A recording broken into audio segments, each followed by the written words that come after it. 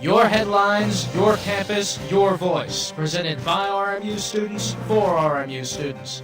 Join us as RMU Live begins now.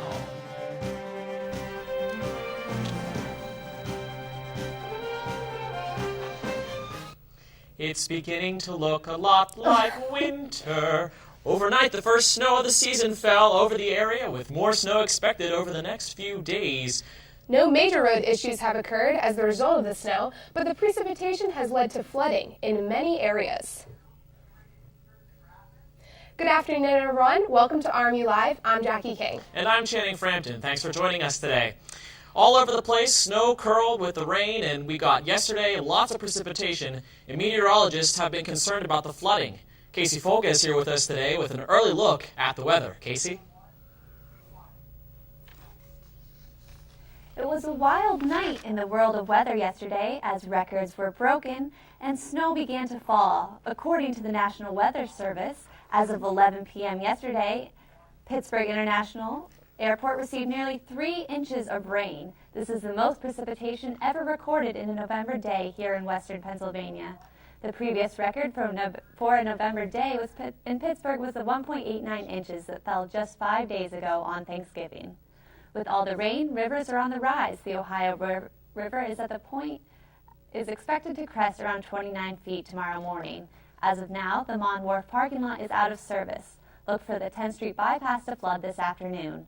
In addition to the rain, 1.2 inches of snow fell as of 9 a.m. this morning in Pittsburgh, which makes the first day of December even more winter-like. We'll have much more on the snow in my forecast coming up later in the show. Jackie? Students are back in school in Moon Township. According to the Pittsburgh Post-Gazette, the teachers' strike that had lasted for 3 weeks came to an end on Monday. Some students are concerned that they may have forgotten lessons learned in the first half of the semester, which is why some teachers have delayed planning tests and are reviewing previous lessons. The possibility of a second strike still exists, according to the teachers' union. Well, for some of you saving up those Giant Eagle fuel perks, you won't have to wait much longer to redeem them here in Moon Township, as we're getting its very own Get-Go gas station, and it's going right next door to RMU. According to the Beaver County Times, the station will take the place of the now closed Texaco station, which will save the area residents a trip to Leetsdale or Robinson, which is where the next closest stations exist. A light thief is on the loose in a local neighborhood. According to Beaver County Police, someone took several holiday lights after the Light Up Night celebration in Beaver last Friday. The suspect is said to have taken between $500 and $800 worth of Christmas lights from the community. Police say there's a reward for information leading to the arrest of the suspect. And a school van mechanic is being sentenced today after being accused of involuntary manslaughter. In Brookline, Mark Fabian reportedly lied about checking the brakes on a school van in September of 2008. Apparently the brakes were bad, and the resulting crash killed teacher's aide Colleen Visconti. The crash also injured 2 children who were riding in the van. The family of a deer hunter who was shot and killed in southeastern Pennsylvania Monday is hoping for answers. Police in Richland Township, Bucks County, says 52-year-old Barry Grove's death is suspicious. Bold Coltnow of WFMZ in Philadelphia reports on how a typical hunt took a tragic turn. He was an avid hunter. I mean, he's been hunting over 40 years. In a cruel twist of fate, 52-year-old Barry Grove's passion cost him his life. Every hunter knows when you go out there, you wear your orange. But at the time of his death, sometime between 10:30 and 12:40 Monday morning, police don't believe the Quakertown man was wearing his orange hunting vest. He had just got done dragging a deer probably 300 yards, so he's probably warm and decided maybe to air out a little bit. Police say Grove, while hunting near this farm in Richland Township, Bucks County, was shot in the arm. They say the bullet then ripped through to his chest, killing him. He's a great guy. Great guy. If you knew him, he was just calm. Did things with the family.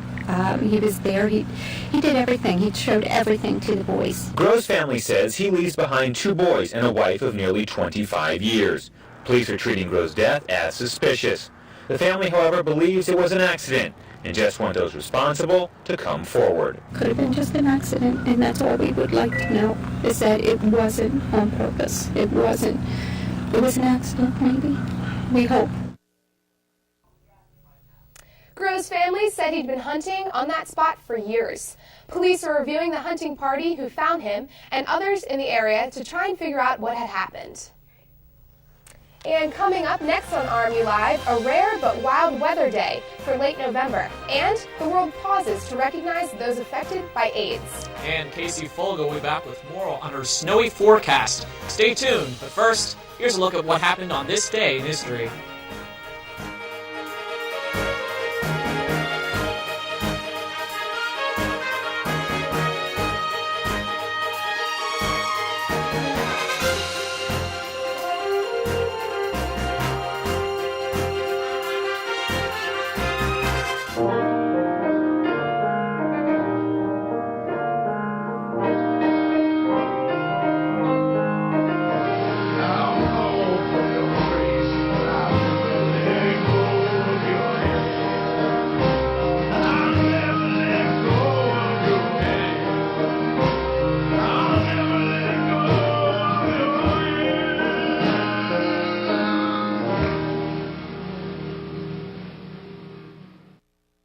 Welcome. I understand you need a little help with your mortgage. Want to avoid foreclosure. Smart move. Candy? Well, you know, you're in luck. We're experts in this sort of thing. Mortgage, rigmarole, whatnot. Really? Absolutely. And we guarantee results, you know, for a small fee, of course. Such are the benefits of having a professional on your side. Why don't we get a contract? Who wants a contract? Here you go, Pete. Thanks, Betty. Write a toner. Sign it. Come on, sign it. Families around the country, every single day, saving homes. We will talk it over with If you're facing foreclosure, make sure you're talking to the right people. Speak with HUD-approved housing counselors free of charge at 888-995-HOPE.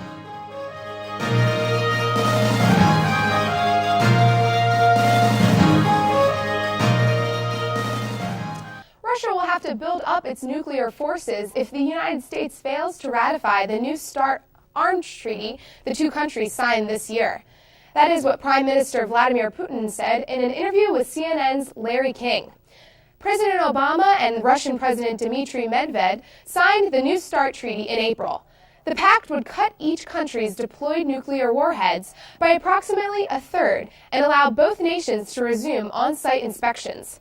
President Obama says the treaty is crucial to national security and has pushed the Senate to ratify it quickly.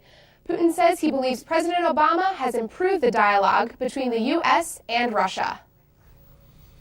And thousands of students marched through Rome on Tuesday to protest against university budget cuts. Police dressed in riot gear defended the entrances to the parliament in the capital city as lawmakers voted on the contested university reform bill. The students are protesting against the government measures that could lead to privatization of the education system, which as a result will make education more expensive. No major injuries were reported, though. Mexican police arrested alleged gang leader Arturo Gallegos Castrillon, who is considered responsible for a drug-related killing spree that claimed thousands of lives. CNN's Rafael Romo reports on his arrest and the drug violence in Mexico that is spinning out of control. This is the man Mexican federal police say is responsible for thousands of killings. 32-year-old Arturo Gallegos Castrillon is accused of being a leader in the gang known as Los Aztecas, a band of mercenaries that operates in Ciudad Juarez, across the border from El Paso, Texas, and the most violent city in Mexico. He ordered the March 14 homicides of 2 U.S. employees at the consulate in Juarez, the massacre of 14 youths, and the assassination of 5 federal police. Leslie Enriquez, a 35-year-old U.S. consular employee, was shot to death in her SUV in March alongside her husband, 34-year-old Arthur Reynolds, a detention officer in El Paso County. Enriquez was pregnant at the time of her death. Her baby daughter, who was in the back seat when the shooting took place, was unharmed. The massacre of 14 Mexican youth at a house party in January, called innocent victims by President Felipe Calderón, shocked Mexico. Mexican authorities say after his capture, Castrellón confessed to being responsible for 80% of the killings in Juarez in the last 16 months. There have been more than 2,800 slayings in the city this year alone. According to the intelligence database of the federal police, Arturo Gallegos Castrellón was detained in the United States in 1996 for drug trafficking. Gallegos Castrellón is also presumed responsible for homicides, extortion, and drug distribution in all sectors of Juarez. Violence has continued in the northern Mexican state of Chihuahua, where Juarez is located. The bodies of 18 people were found Monday in a mass grave outside Juarez. 38-year-old Ermila Garcia, a police chief in the town of Meoqui, was shot to death Monday as she drove to work by herself. She had been on the job for only 49 days. Garcia, an attorney by profession, was one of 4 women in the state of Chihuahua who decided to take charge of police departments when no one applied for the jobs. The 3 other women are a 20-year-old criminal law college student and 2 mothers of school-age children. Rafael Romo, CNN, Atlanta.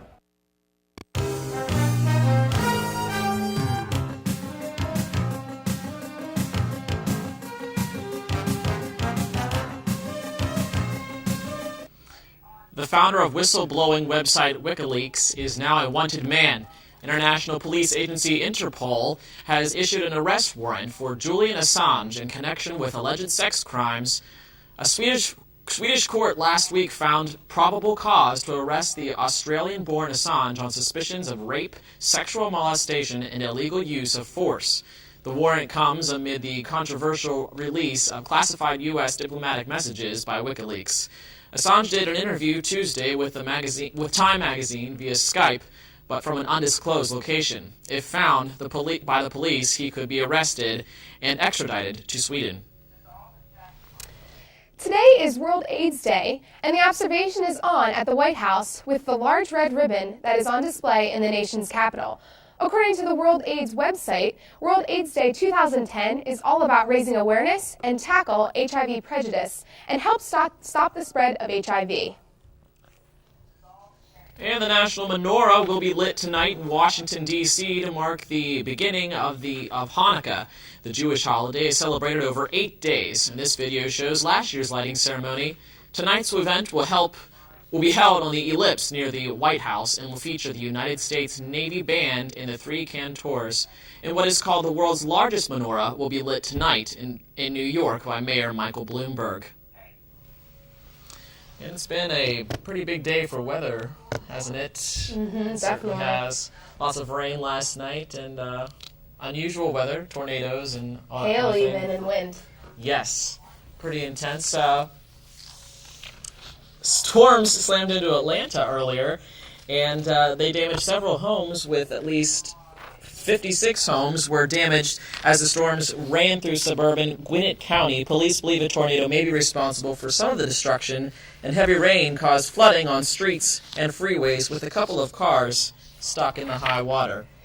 And also a rare November tornado ripped through parts of Mississippi. 4 EF2 tornadoes with winds of up to 137 miles per hour hit Attala County Tuesday evening. Officials say 32 people were hurt across the state, but none of the injuries were serious. And if you thought the snow here was interesting, there was nearly a foot of fresh snow that brought just about everything to a grinding halt in southwestern Minnesota yesterday. For those used to the Minnesota winter, the snow was no sweat. This guy wasn't even worried about his beard that had turned white.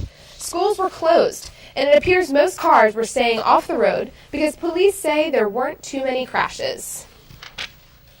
Well, it's a good thing that we're not encountering any of that around here. Yeah, just a little bit of snow flurries covered the grass this morning. Lots of rain last night. What's going on with that? The commute was terrible this morning. Hopefully no ice, but let's see what Casey has to say. Yeah, Casey, help us out here. Casey's, she must be having a hard time getting in here too with all the rain and flooding and the snow and everything. But I heard that we broke some records yesterday with all the rainfall. Yep, so much rain, almost as thick as, even, who knows? Yeah, it was pretty intense walking to class. Had night class last night, and it was pretty gross. So, I don't know. Hopefully it doesn't continue for long. But Casey, give us the conditions here. Well, guys, I did make it here, not to worry. With all that snow, first snow we actually had that's sticking and on the ground so far. Currently, snow is still falling, 31 degrees. Light snow is expected throughout the rest of the day as well. The humidity is pretty high at 93%. Let's go ahead and look at our national map. Now with that, you can see that the cold front has actually cleared out. That was with all the rain and the high temperatures of the 50s actually yesterday. Those 50s are gone, everyone. The rest of the week is going to be cooler, and you'll see some snow at the end of the week as well. Let's take a look at our local temperatures. Pittsburgh is 38 degrees is the high, 34 for Wheeling, 39 for Morgantown, and 34 for Johnstown. Pretty lower to mid 30s. For our 5-day forecast today, there should be flurries for the rest of the day, high of 30, low of 22. Tomorrow's mix of sun and clouds, high of 33, low of 22. Friday and Saturday, you'll also see the sun, 35 for Friday, low of 25, and Saturday, 36, just a tiny bit warmer, low of 26. And Sunday, there's a 30% chance of snow flurries, high of 38 and low of 26. So just a little bit of snow to start out your almost winter break. Get ready for it. That's all I have for you today. Let's go back to the desk. Thank you, Casey. It'll be nice to see some sunshine coming up. But hey, Jackie, why don't you tell us what's coming up in sports? In sports, we have news on the RMU basketball team, the Steelers, and the World Cup preparing to learn who will host next year's editions. That's coming up after the break.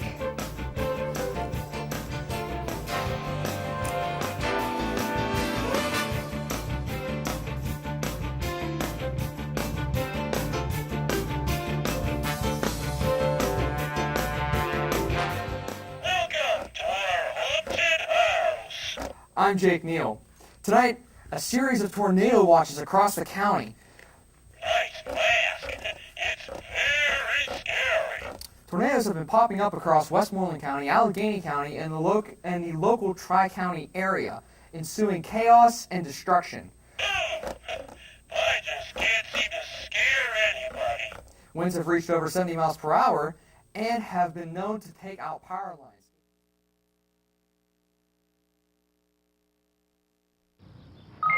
G-Morning, sunshine.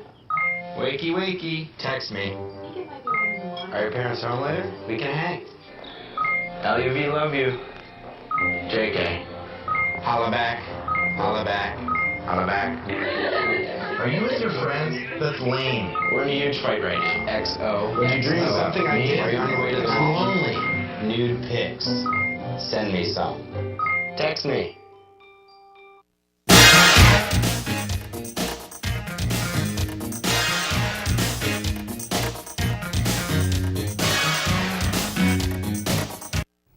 The leading scorer on the Robert Morris men's basketball team has sat the past 2 games due to legal issues. The Post-Gazette has reported that sophomore guard Karan Abraham was arrested on November 20th for a traffic accident in which he struck both a moving and a parked car. He faces 2 charges of driving under the influence, 1 count of underage drinking and 1 count of careless driving. The preliminary hearing is scheduled for January 11th. Coach Andrew Toole says that he will decide when Abraham can rejoin the team on a day-to-day basis. Meanwhile, the world awaits an announcement tomorrow as to who will host the 2018 and 2022 editions of the World Cup. The United States is considered by experts to be the favorites to host the 2022 World Cup, with such people as President Bill Clinton and actor Morgan Freeman joining the lobbying efforts. The U.S. will be going up against bids from Australia, Japan, South Korea, and Qatar. The bid for the 2018 World Cup is between England, Russia, and 2 joint bids from Portugal and Spain and Belgium and the Netherlands. Announcement is tomorrow at 10 a.m. and will be televised live on ESPN. And this concludes RMU Live for December 1st, 2010, and for the semester. And Casey Folga, Jackie King, and I'm Channing Frampton. Have a stress-free finals week and a pleasant winter break. We'll see you all next semester.